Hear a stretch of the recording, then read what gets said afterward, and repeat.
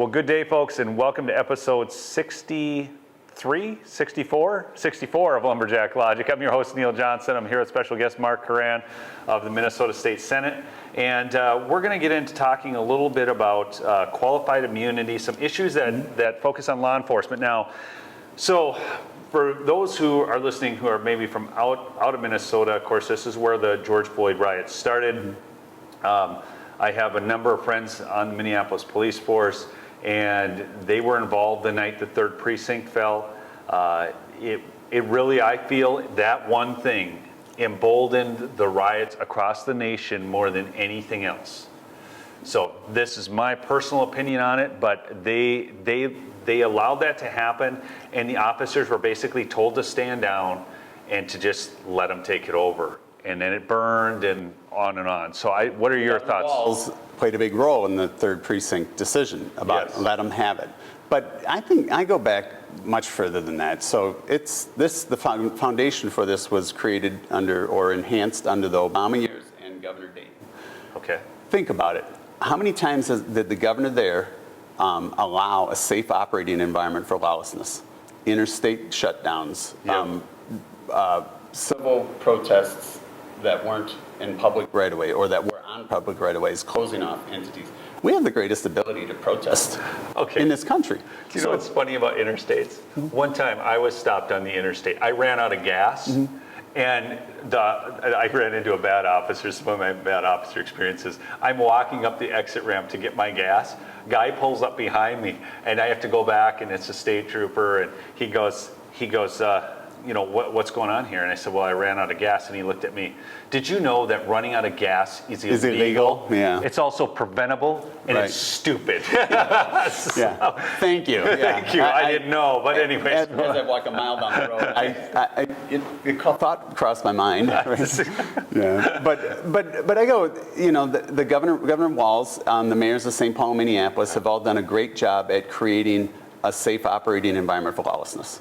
Right? Yeah. So the riots under the unfortunate incident with George Floyd, they were moving on their own, right? They had created their Antifa. That's a Democrat-created group, and they created a safe operating environment. They shut down the airport. You remember what Governor Dayton did when they arrested those that shut down the airport? Sent a letter, please don't prosecute criminals. They're criminals. It's a criminal act, and so there are great ways to lawfully protest, and we got a great Capitol grounds. You can do that every day of the week if you want. Yeah. You can't destroy property. You can't destroy other people's property, and they made that acceptable and okay. You can't? No, I think it's called illegal. But, all right. But think about it. 30 years now, the Democrats have spent putting in their safety net. So county prosecutors around the state, even in our conservative areas, county prosecutors, city officials who enable them to operate in a lawless environment. Please don't prosecute people. Look at, they say that, wow, the rapid increase in crime in St. Paul, Minneapolis, and by the way, it affects all of us in Minnesota. That's been well on the rise long before the riots. If they actually, it would have skyrocketed if they would have prosecuted the criminals involved in those riots as well. But they didn't, right? Yeah. We just put a burden and we destroyed so many great businesses. And remember, it wasn't Minneapolis. St. Paul was destroyed. The fires came within 4 houses of where I raised my children in the Midway area. Yeah. And so the difference between that was St. Paul's police force, they were actually doing everything they can. They were taking fire. You know, the fire department, they saved probably dozens of buildings. And many of them that they lost, they actually had put out once or maybe twice prior to it getting out of control.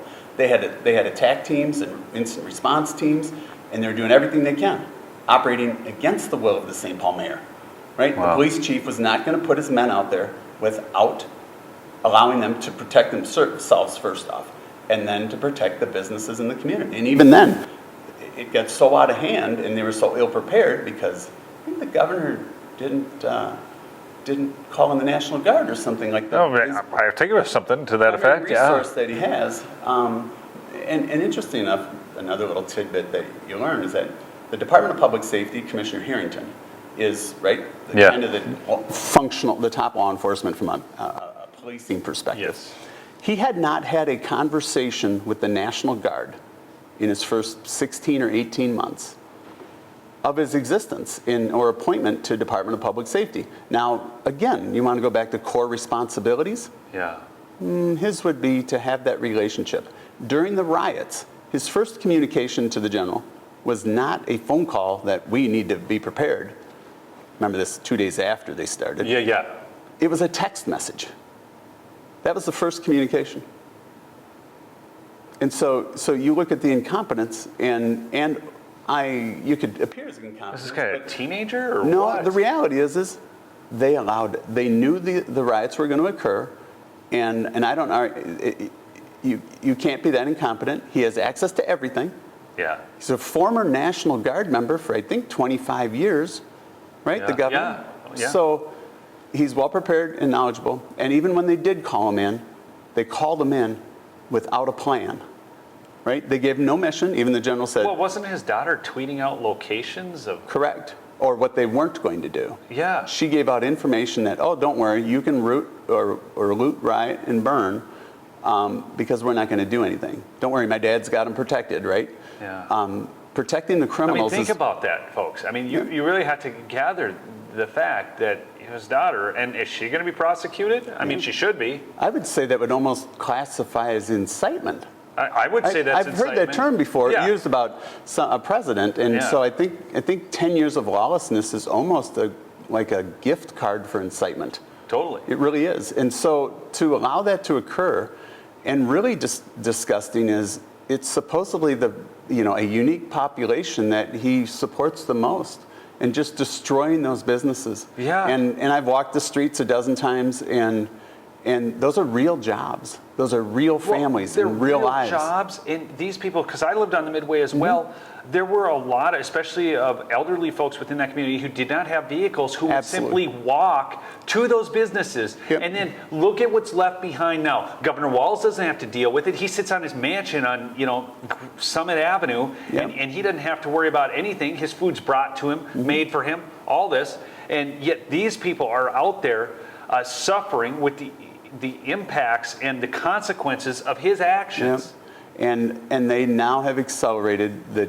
To me, it will be another decade of gross and serious decline to fight to become Detroit, and that's not anything we want to do. So years ago, when I lived on the Midway, I went over and I played basketball over at like Lake in Chicago and those areas and some of the public courts over there, and it was completely different than what it was a few years ago. So Lake Street was a very impoverished neighborhood. It was known as such. It was in tough shape. Then, over 20 years of encouraging banks and businesses to invest in that area, Lake Street had kind of actually become beautiful. Reemerged. Right? And then all it takes is a couple nights of rioting. It looks like hell. I mean, it really does. And now those businesses have gone away. And what are they going to do to get them back? They are not coming back. But they're vital. Think about the tax base as well. And the vital services that were needed. Those storms, right? Capitalism supports activities that support the community. Yes. I mean, it's a all symbiotic capitalism. relationship. I just love it. I love free enterprise. And it solves so much. And if there wasn't a need, it'll take care of itself. Yeah. And when there is a need, it also takes care of itself. But the transformation, what they did in that community alone, when you sit at where the 3rd precinct is, and across from is at Chicago Lake Liquors, what used to be Chicago Lake Liquors. And you look at, I think there were 12 pharmacies. Think about the pharmaceutical access. So 12 of them, I think 6 or more were independent. So small family businesses. And so who won? Large corporate America. The governor was okay letting them because they can absorb the losses. Even the Cub Foods, they burned down the 2 Cub Foods. Well, those were Jerry's Foods. That wasn't a large corporate entity. It's a medium-sized business that provides hundreds or couple thousand jobs. They couldn't afford to rebuild, nor would they. And so those stores have been turned over to a corporate entity that can absorb some of those losses, but at the destruction of the smaller grocery stores and those smaller businesses and middle-sized businesses who can't absorb those losses. And so they appear to be okay allowing corporate and enabling corporate America to destroy medium and small businesses. Look at the transformation of the behavior in the last year. This is why I refuse to buy anything from Amazon. Yep. I refuse. Delete your account. Yeah, and I mean, for multiple reasons, but the fact that we need to be more intentional about where our dollars go, and left or right doesn't even matter as much to me on a small business level, how the people think, because it's just that they are a small business and they are providing needs directly to that community. Now, I tend to want to buy from conservatives at this point because it seems like anytime I buy from a liberal, they just use my money against me. Right. Where a lot of conservatives are typically sending their money into missionaries and things of that nature to help communities. The left is irreligious, so they tend to utilize that money in politics because that is their religion. And Well, the religion today, I think, is I call it, there's a whole host of non-profiteers, and government is the biggest one. And to me, they're okay. Their fuel is dependency. And so all of these activities only increase that need and dependency at every single level. Government has to grow because we have more people in need, right? Every nonprofit needs to grow because they have all these people in need. And so they know exactly how to feed their system, grow the dependency, and eliminate the opposition at the voting, at the election, at the polling places. And so, and with that, think about. Well, that's the whole division of races, division of socioeconomic groups. The more they can divide, the more dependency they can create, because you need them. Divide and subdivide and subdivide and subdivide. And that's what Obama did more than any. That's why we became so divided. And if you look at the increase in riots just under the Obama years, and then to now where we're at. The weaponization, we're celebrating now the elimination of women's sports. It's unreal. We've come 360 degrees where we're celebrating that. But back in Minneapolis, I know you wanted to talk about, the governor, the Minneapolis wants us to now pay for their destruction. $150 million isn't what they want. $150 million is just the down payment of what they want to rebuild Minneapolis. I think the Minneapolis infrastructure is less than $50 million. Don't get me wrong, it's still a lot of money. But they just want more money to dole out to those that, under the guise of equity and specialness, that they will buy votes. I think that's what you would call it. Yeah. But hand it out to people, and under a need in which they created, and the government's created. So they want $150 million. Now, I think the latest number from the insurance companies, I think Minneapolis businesses got almost $300 million already. So they were all paid out. And they were paid out at probably a level you would have never seen under a normal circumstance. Yeah. You would have had to provide proof of all your inventory. They pretty much maxed out everybody's policies. And so a lot of the businesses were underinsured. Those are business decisions they made. Well, yeah. That provided, that caused their hardship or increased their undue hardship. Because of a tragedy, regardless of how it happens. And so that's bad. But Minneapolis also got part of the COVID relief, was $400 million directly from our federal government already. It's a fair amount of cabbage. That's a lot. That's a lot. And so in addition to that, they want $150 million for that. And did you know, we've got a purple Viking or blue Viking stadium. We got a stadium shaped like a ship out there. Never been in it, so I haven't seen it inside. But if you remember when they were going to build that, Minneapolis said, "Oh, great, we're going to kick in. It has to remain here, so we'll kick in $150 million." That's their share of that stadium. Yeah. Their first payment was due in 2021.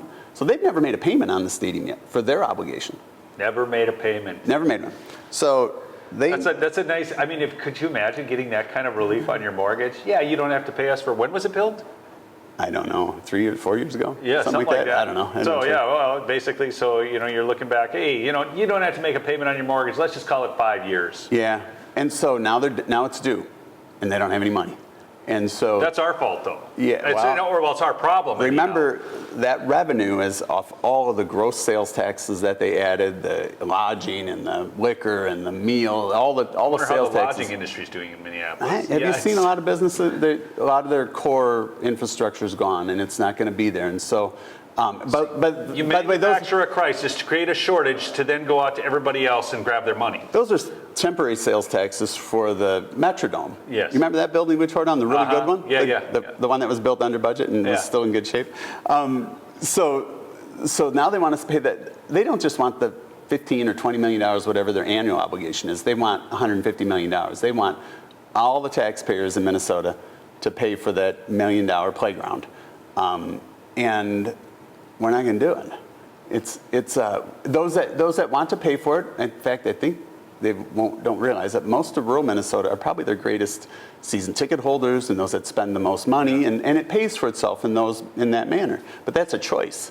To impose this on them without a choice to all other people who don't use that facility is not right, and we're not going to do it. But the governor will do everything he can with the monies he has to continue to fuel and dump money into that city.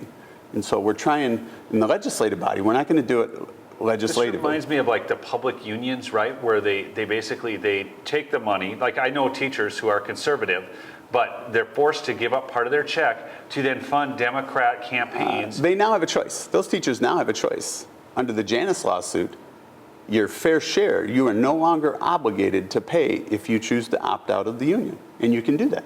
Today you can, which is great. Yes. And so which to me was a big part of to be forced to pay regardless of whether, just because you chose a public job, and they're good jobs and we need people to do that work. But that has been taken care of. So if they're paying dues today, they're doing it by choice. Yep. And but either way, the policy they're lobbying is for everything that's against their beliefs in every way, shape, and form. So Minneapolis wants us to pay for those things. The other thing they're doing right now is you'll hear the SAFE Act. The SAFE Act is, I think it was passed in the House. I think they did pass it. We're not doing it. Well, we would do a bill in the Senate, but it'll be very different. The SAFE Act is for $35 million to fund a version of an emergency relief fund. But they want it to be funded and renewed, right? So and that the governor would then have, as he has with the other emergency relief fund right, a tornado whips through and they need $10 million. He has to be able to act quickly and get resources out. We totally agree. Right. And safety for all of us, safety for all of our citizens is a responsibility of the entire legislature. So there's $35 million. They want to be prepared for riots that may occur because of the George Floyd trials. Yes. In March and April, whenever they actually are held. And what it is for is it's for mutual aid. The last riots that the governor enabled and allowed for too many days, there's 124 agencies, all of our counties and cities and all the surrounding, who came in and helped support. They consumed not only the hours and labor, wages, but all their munitions. So in one of my counties, like Sandy County, $3,000 of all of their non-lethal munitions, all of them were shipped to the cities. They wiped out everybody's supplies. And but that's money. That's $3,000 of small towns, that's real money. Of Isanti's taxpayer dollars. And so those officers are saying, yeah, we're not coming down unless we get, we know we're going to get paid, and we know we're going to get some liability protection, or because workers' comp and all the injuries and PTSD, all the things that occur. And we're also not going to go down and operate with your rules of engagement. We're not going to go down there and have our people put their lives at risk with no ability to act or to police. And so our policy, our bill will say, yes, we will put the $35 million in a pot, that they shall get a mutual aid agreement. They shall get those protections. But the payments will go to those entities. They won't go to Minneapolis. We'll pay the entities who come down and support. So we know they get paid. The Governor Walz's plan is that, well, we just dump that money into Minneapolis, and they may or may not pay our law enforcement agencies. I mean, lack of accountability with money seems to be the Democrat plan, and I'm not. Oh, yes. This is completely what it amounts to, because if you have no accountability, then you can have more government screw-ups and then say that you need more money. Yep. It's just manufactured need for money. Speaking of, it's a built-in reward for ineffectiveness. Yes. But so now, so there's a SAFE Act, and then there's also out in Colorado. I know the state legislature out there just passed repealing qualified immunity for officers. Right. So let's talk quickly about that. I Yeah. know it's a big concern of officers Absolutely. on the police force. So it would really put police officers in a position, well, if you want to destroy the police force and not have anybody come in to recruit, the highest quality, most qualified and educated and driven people to do that, eliminate qualified immunity. Qualified immunity provides a protection for them to do their job. They're under assault in every way, shape, and form today. Look at Oh, yeah. Look at the detriments that we put in place of the barriers that nobody would want to enter. It's Well, and obvious. look at what's done to the crime rate, just carjackings in Minneapolis alone. St. Paul, two-day car thefts and a lot of them are carjackings and active robberies, 50 in 2 days. 50? They had 300 in the month of January alone. That's got to make everybody just want to move to St. Paul. And every vehicle then is utilized for additional crimes. So those 50 are just crimes in which they acquire transportation to commit more crimes. Yes. And nobody's going to jail for it. Nobody's being arrested because they can't chase stolen cars. Yeah, that's like a thing. Like, I mean, I talked to the officers on the force. They do not give chase to stolen cars. They do not, if they're making, think about this.